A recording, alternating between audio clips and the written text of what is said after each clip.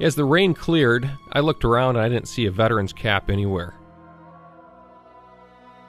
And I said to Congressman Poe's staff, I said, did we not invite the VFW? Did we not invite the American Legion? And they said, no, we invited every single one of them. No, and nobody came. And they all knew about it. And they even told us they were coming. So we had to lift Frank in his wheelchair and slowly take him down the stairs of that crumbling memorial, the only symbol to his generation on the nation's capital.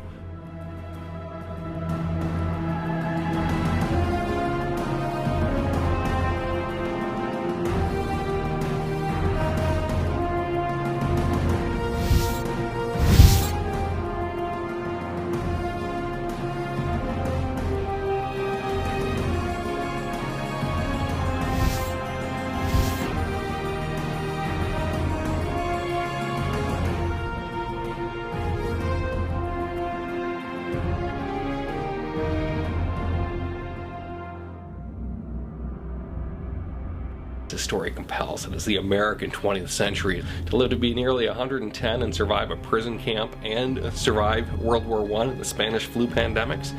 It's fascinating. It's an American journey. It's an American tale. Mr. Frank Buckles.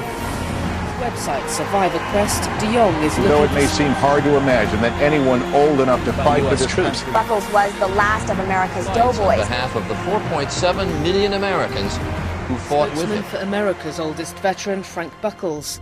Rest in peace, Corporal Buckles.